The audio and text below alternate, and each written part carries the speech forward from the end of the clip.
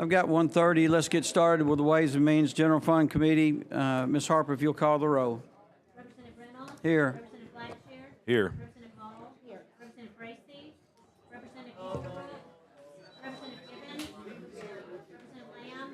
Representative Lee. Representative McCampbell. Representative Mooney. Representative Sorrells. Representative Sells. Representative Underwood. I'm here. Representative Warren. Representative Witt. Here. Thank you, Ms. Harper, and we'll move forward. I know there's a Transportation Committee, and I know a couple of members need to leave and go to that committee. I believe we're going to ask that Representative Hollis come out of order, so go ahead and start with that bill, Ms. Harper. House Bill 438 by Representative Hollis, tobacco products, heated tobacco product definition and tax provided for. Representative Hollis. Yeah. Thank you, Mr. Chair. On last week, I stated that this bill 438 recognizes that heat not burn technology is different and less harmful than a cigarette that burns and produces smoke, which produces thousands of harmful and potentially harmful chemicals. Heated tobacco products are harm reduction alternatives that provide adult smokers with a safer alternative and then continue to smoke cigarettes. And I also have an amendment as well. Okay, so we adopted the sub last week, and you have the amendment. Let's go ahead and introduce the amendment. Okay, the amendment on replaces line 117 on page 5 with the following: consumable unit shall be 0.03375. This amendment only changes one line. We're going to bring the tax on these heated tobacco products up to the same per unit tax as those of a cigarette. The legislation will still create the product category, which as technology and science produce more products that reduces the risk versus cigarettes when we will be able to properly classify the tax on them. So, I also want to say that this was always the goal of this legislation. I do appreciate the committee work to help me keep this bill moving. And I do firmly believe that insensitizing smokers to choose a safer alternative through risk based on taxation is a better way. But sometimes you have to start with baby steps, and I think today these baby steps are better than no steps. Thank you, Representative Hollis. Let's go ahead and adopt the on the amendment. Okay, go ahead. If we adopt the amendment, it becomes revenue neutral, correct? It does. In relation to where cigarettes are. Tobacco per unit, yes. In doing that, would this not be a bill that ought to go to the Health Committee or another committee to review it from the standpoint of the science that's related to it? Well, you know, certainly if we have a recommendation to do that, I would not oppose it. However, I think that the sponsor's doing a good job compromising to come back to the committee. That's the question, because now we've gone revenue neutral. Yes, We sir. really don't have something in it. Well, I think potentially for some short period of time during the transition, you know, this could still impact general fund in a positive way. But I think that the concerns of this committee that I heard from our members was the concern, the 50% reduction in tobacco. And so with that said, let's take a vote on the amendment. Do I have a I move that motion? we adopt the amendment. Yes, second, Mr. Chairman. All in Thank favor you. say aye. Aye. Okay, the amendment is adopted. And if we could have a favorable vote on with the amendment on HB 438. Okay, members, any other questions? We have a motion, second? Second. All in favor say aye. Aye. Opposed? Your bill, no. Bill receives a favorable report, and thank you for working with everybody on this. I know it's went right up to the 11th hour in committee. I apologize for the late amendment, but it was critical to move this bill forward. I do think this. I do. Yeah, that's right. And I do think this sends the signal that we're not really putting money above health. I think we're looking at other options that if we do begin to merge those cigarette smokers off of cigarette, then it's a value to Alabama. Thank you. And can I have a word? Thank you all for getting my bill through. And I just have a small statement. And I do believe that respect and honesty should be a priority. There's one group that has distributed information questioning my word and my integrity. And let me do this, my integrity. And anything that you heard outside this bill is a flat out lie. And I do not appreciate this organization coming out and spreading lies, and it bothers me because you are there to help children, and it should be a better way to teach our children. Yeah, we've got a favorable report. Let's move on. Thank you. Thank you. Next bill, Ms. Harper. House Bill 405 by Representative Clark, Municipal Housing Authorities further provides for the powers of authorities and exempts from taxes. Representative Clark, you too have worked hard. Thank you. Thank you, Mr. Chairman, and good afternoon, members. He's not here, he's in Judy, but I'd like to thank Chairman Pettis, who stood for me 2 weeks ago. He had already been briefed by ARA, so he was in this loop and was well prepared, I think, to present the legislation. Most, if not all, of the state's municipal and county housing authorities are members of ARA, the Alabama Association of Housing and Redevelopment Authorities. Our housing authorities need the legislature to grant them clear authority to enter into public and private partnerships. Actually, they are already doing this with strong, very strong encouragement from HUD, with the ultimate goal being to reduce the enormous backlog of public housing repair costs without substantial new federal investment and while leveraging public dollars to a greater extent. This bill is similar to the one that the House passed recently, granting airport authorities the power to enter into public-private partnerships. I'd be happy to answer any questions, and I do have an amendment, Mr. Chairman. Okay, and we had adopted amendment last week, according to weeks my ago. notes, and then we have an additional amendment this week. That is So let's correct. go ahead and explain the amendment.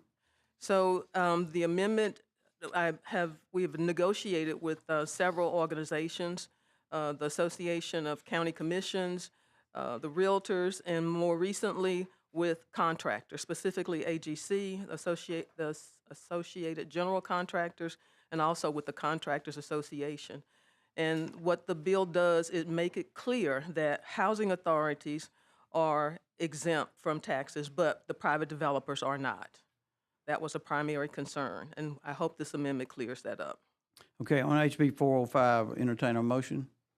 I move we We gotta adopt. that amendment. We need to adopt the second amendment. That's what we're voting Okay, I thought you were on. doing. Yeah, I move- that's okay. Go I ahead. move we adopt the We have a amendment. motion, Second. second. All in favor say aye. Aye. Opposed? Okay, now the amendment's added. Thank you. I move that the bills, can I do both of them, or do I need to do them one at a time? Let's do HB 405. I move that House Bill 405 be adopted as amended. Any questions from the committee? So, Have a second. motion and a second. All in favor say aye. Opposed? Your bill receives a favorable report. Thank you, Mr. Chairman and members. I'd like to also move that House Bill 406 pertaining to county housing authorities be, did we do the amendment? We did them both? And we have an amendment for that bill as well, correct? Yes, sir. It Okay, is let's go ahead and discuss the amendment. It is identical to the other amendment pertaining to municipal housing authorities. The second amendment pertains to county housing authorities. Very good. Do I have a the motion? adoption of I have a motion. Second. All in favor say aye. Aye. Opposed? The amendment is adopted. Back on the original bill. I ask that the House Bill 406 pertaining to county housing authorities be given a favorable report as amended. I move we give it. Any questions? Okay, I've got a motion and a second. All in favor say aye. Opposed? Your bill receives a favorable report. Thank you, Mr. Thank you for your Chairman and work. members. Appreciate you. Next bill, Ms. Harper. I think Representative Pringle had another meeting, but he is coming. Okay, we'll skip. So House Bill 479 by Representative Reynolds, appropriations, supplemental appropriations from the opioid treatment and abatement fund for the fiscal year ending September 30th, 2023. Thank you, and I'll turn the chair over to Representative Blackshear. All right, thank you. Mr. Chairman, all right, HB 479, floor is yours. Okay, members, HB 479, and I do have an amendment today, and I believe we got everyone a copy of that. It's a technical amendment, and I'll go in that in just a moment. But HJR 21, as you recall, in the session, the beginning of the session, created the Oversight Commission on Alabama Opioid Settlement Funds. And that was for that commission to develop a statewide plan and for the investment and the use of those funds and the future oversight of those funds. The commission held 4 public hearings We heard from well over 44 agencies and departments that were involved in treatment related to opioid use around education, prevention, treatment, and recovery. And based on that, we provided a plan to which we provided copies to everyone yesterday. We dropped that statewide plan as a report to the legislature. And with that, HB 479 is the appropriations bill related to that. You should have a spreadsheet in your packet there.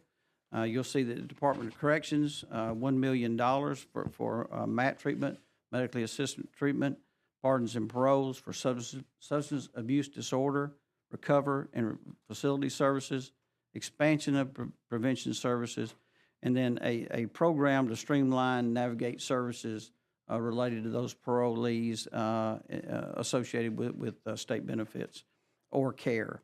And through the mental health department, this is approximately 20% of the total allocation. This will go through the normal grant process through the Alabama Department of Mental Health, where those that came and provided testimony in front of the commission will go through a grading process and deliver services through the grants received there, just as we've done through the $8.5 million that the legislature approved in 2023. And those checks are going out now to those grant recipients. And to Auburn College of Pharmacy for Education and Training, they are doing a lot of really good stuff related to the pharmacist training, K through 12 and beyond training. And we are giving them $1 million, allocating them $1 million to expand those services throughout Alabama. UAB for psychiatric residency in Birmingham and Montgomery areas, and then to the public health for naloxone at the value of $1 million for a total of $30 million. With that, I'll take questions, Mr. Chairman. Any questions? I- You want to walk through it? Can you say at any point, was the school in Huntsville given any thought to the K through 12, or is the work at Auburn statewide, or is it regional? Actually, Ms. Hall, the day that I was there doing the tour through their opioid lab and their pharmacy school, they were doing a K through 12 education in Huntsville that day. So with these funds, they'll take what they're doing now and expand that throughout Alabama. Thank you. Right. Yeah, we do have an amendment. Anything you want to discuss on the amendment? Mr. Chairman? I do have a technical amendment, and to the members, I apologize, but all this has been fast and furious, and we had a couple of things that we needed to amend. So replace line 45 on page 2. 1 million shall be used for specialty courts. Initially, coming out of the commission, we talked just about mental health courts. As we continue to review that, we wanted to expand that to drug courts, veterans courts as well. So that simply specialty courts covers that. On line 9 in the amendment, replace lines 48 through 50 on page 2 with the following. To Auburn University College of Pharmacy for Education and Training related to substance abuse, still just the $1 million. It was just some clarification in language. All right, do I have a motion to accept the amendment? Motion, have a Second. second. All those in favor, say aye. Aye. Those opposed? All right, we're back on HB 479 as amended. Do I have a motion for a favorable report? Motion. Motion second. All those in favor? Aye. Those opposed? All right, HB 479 has been given a favorable report as amended. Thank you, Mr. Chairman. Thank you, members. Next bill, Ms. Harper. Can I go back to Representative Pringle? Sure. House Bill 472 by Representative Pringle, district attorneys and retired district attorneys' calculation of retirement benefits, authorized to advise law enforcement, civil immunity provided, return to work after retirement without loss of benefits, rural recruitment and retention program established. Mr. Pro Tem. Thank you, Mr. Chairman. Ladies and gentlemen, what this bill, it was brought to me, and apparently the problem we're having, trying to hire young district attorneys to prosecute criminals, we're having a terrible time either hiring them or retaining them, because we pay more money to the people to defend them than we pay to prosecute them. So they're getting plucked away very quickly to go do defense work and rather than prosecutorial work. And this is a way to try and entice young attorneys to come to work for this, the district attorneys and prosecute criminals. And we can keep them because our pay scale, and it's a problem we're having. I'm sure you've heard it 1,000 times here, is hiring and retaining workers. I mean, every agency I talk to has a problem with doing it, and the district attorneys have the same problem. I'm going to yield to this committee because of the effect it might have on the retirement changing from Tier 2 to Tier 1 and what it would cost on the retirement systems. So with that, I'm going to yield to you guys what y'all want to do with the bill. But it's the debate is trying to hire good prosecutors and keeping them working for our district attorneys. Okay, so basically the bill just refers to the Tier 2 to Tier 1 revision. As an incentive for And this is not back to the original Tier 1 as we typically know. That this is the new Tier 1, if you will. yeah, exactly. Any questions? Representative Paul? Your bill indicates you're also bringing retired individuals back, right? Is that, I believe that will is provide, also but part of you're, what the district attorneys asked for. They hear. I'm sorry? So you focused on the hiring people, I brought my expert witness with me. Mr. Chair, Stand by. You're still recognized, Ms. Hall. thank you. So that's what I'm saying. You talk, from what I read, you have two different things. You're utilizing retired DAs, individual, and you're talking about creating a program for recruiting younger DAs. Am I following that correctly? All You right. can yield the mic and introduce Right now, we have, you introduce yourself, please. I'm Bill Adair. I'm the district attorney of the 14th Judicial Circuit, which is Walker County. And I have been in this, in prosecution since the mid-'80s and was in private practice for about 10 years when I came back. And I've been serving as DA now for about 14 years. One of the issues that we have is I cannot, and most DAs around the state, especially in the rural areas, I cannot hire a young DA when I am competing against indigent defense. The opening salary for an attorney that's coming out of law school right now would be $42,000. That's what the opening salary is. Criminal defense, especially in indigent defense, is getting way over that. It's right now in Walker County, somebody starting out with the public defender's office is in the mid-50s. I've got attorneys starting out that get a part-time contract in Walker County for GAL work that is making over $50,000 for part-time work, and it does not prevent them from practicing law. Okay, so they not only can practice civil law, but they can also practice criminal defense, and they have the GAL contract for $50,000. So when I am trying to hire a assistant DA, and I'm saying $42,000, and they say, well, I can go over and get a indigent contract for GAL work, I'd get 50 and I can still do everything else. Second of all, I'm getting ready, hopefully, if a little more time, I'll be able to go supernumerary and retire. The law right now, as it sets up, even if I wanted to come back and help the then DA, it prevents me from coming back and doing it unless I just do it out of the gracious of my heart to come back. The law is actually established to where all the experience I have and all the cases I've tried through the years, there's no incentive for me to come back and help anybody. The way this would be is that if I'm supernumerary and I come back, the DA at that time can pay me on a part-time basis up to a maximum of $50,000, and I can come back and try every murder case there. I can help out. I can do whatever that he needs to do. I personally am aware of several DAs that want to come back and help, that are retired, that have all kinds of experience and would be able to come back, but there's no incentive at all to do that. Back in the early 80s, my father was murdered. And by just the grace of God, he was murdered in a county that had a wonderful DA. He did one heck of a job. But if right now, the way the system is set up, if your loved one is a victim of crime, it just happens to get into a county that the DA and the assistant DAs are handling over 2,000 cases apiece, public defender a maximum of 200 cases, The average DA and assistant DA in this state is handling over 2,000 cases apiece. But if you happen to have your victim or your loved one be a victim in a county that's like that, which is most of them, what they're going to end up doing is getting somebody that's overworked and underqualified to handle that case. And I put it to you that it is just as important for the state and the victims of crime to have good representation as it is for any defendant.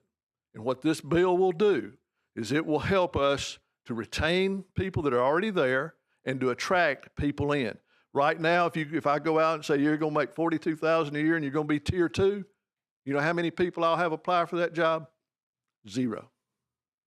So at least this gets us somewhere where at least I can be halfway competitive when I'm trying to hire someone. Mr. Chair, are we recreating? I thought we got rid of supernumerary.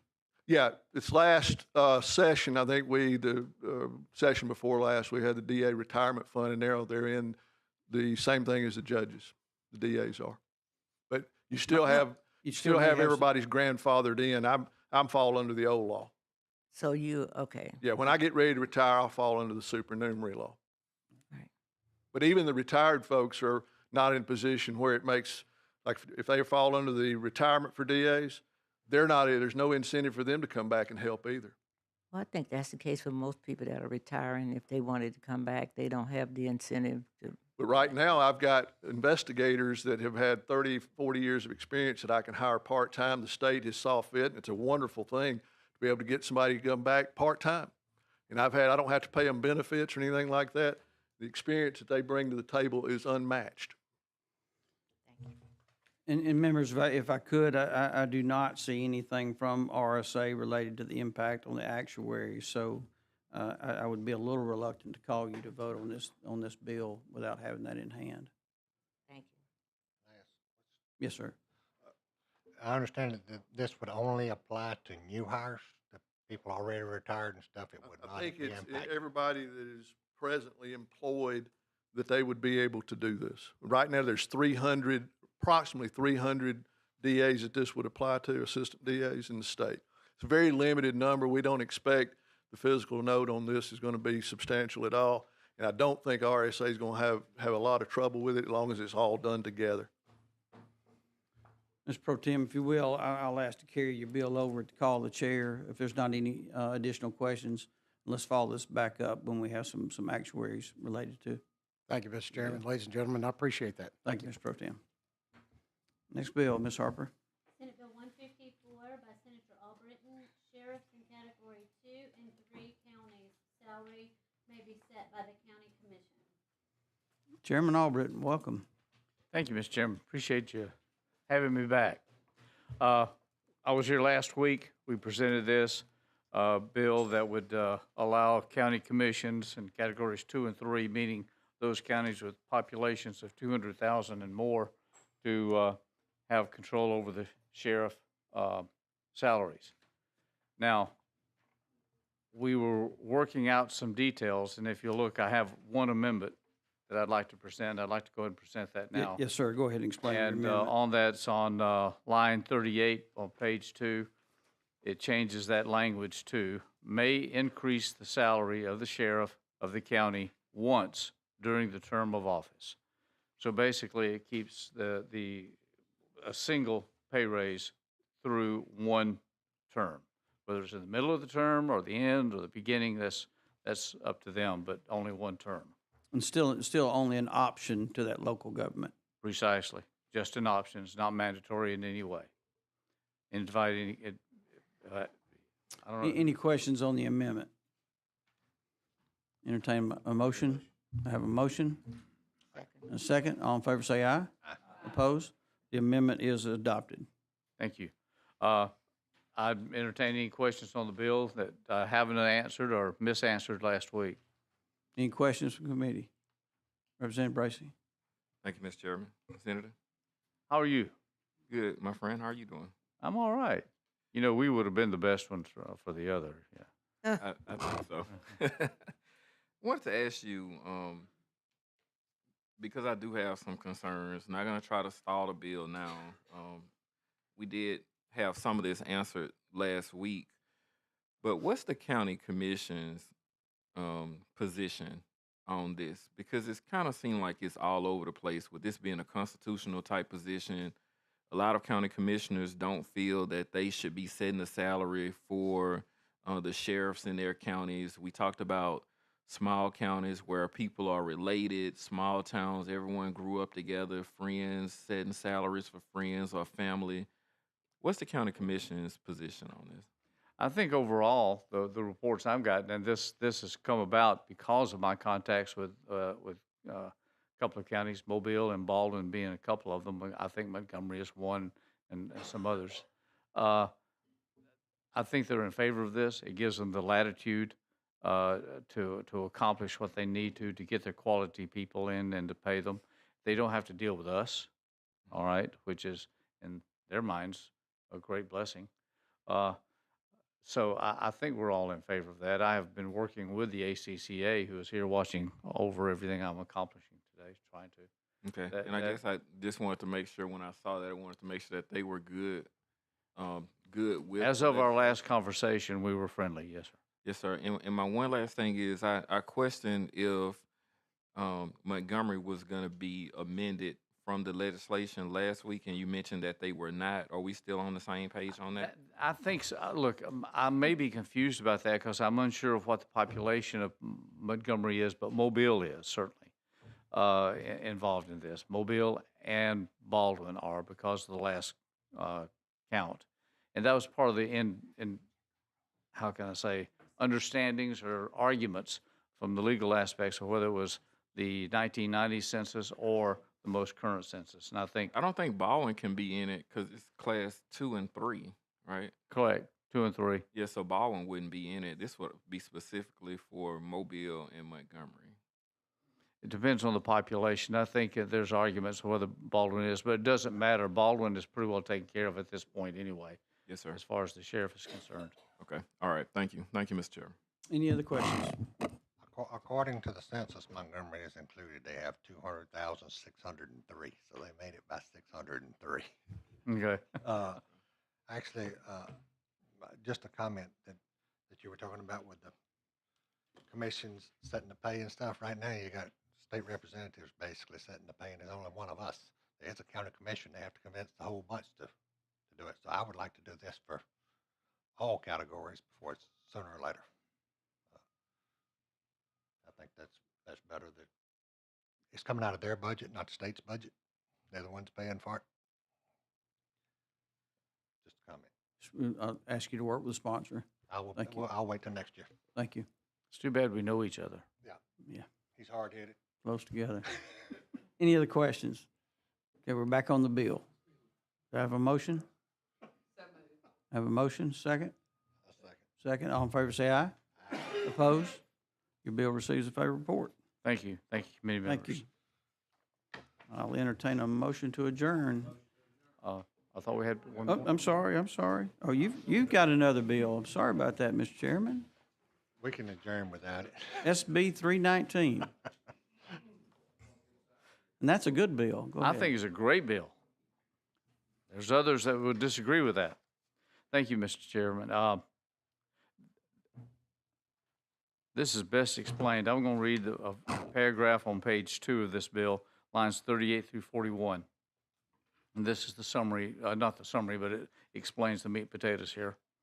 No state agency shall have the authority to execute a settlement unless the state agency has sufficient funds available at the time of settlement or compromise to pay the full amount of the settlement. What this basically means is agencies, in order to have a settlement in a lawsuit, when they do that settlement, it's got to be a settlement with what that agency has and what they can accomplish. That's not a freedom to dip into other state funds. Now, we don't have the right, and this bill doesn't go beyond preventing them from doing anything. Further on, it means that if they make a settlement and it's going to be excessive of that, then they're required to give 90 days notice to various authorities of the state that that is the condition and what their intent to do. And then we can address it from there. It's simply a matter of being able to call attention to any settlements that being made by agencies that are inadvertently or in other means dipping into general funds or future funds. Any questions? Representative Bracy? Thank you. How does this impact, for instance, the Department of Corrections and some of these other departments that we know are usually sued a lot? They are settling cases, they're going to trial, they're spending a lot of money. How does this impact people like that?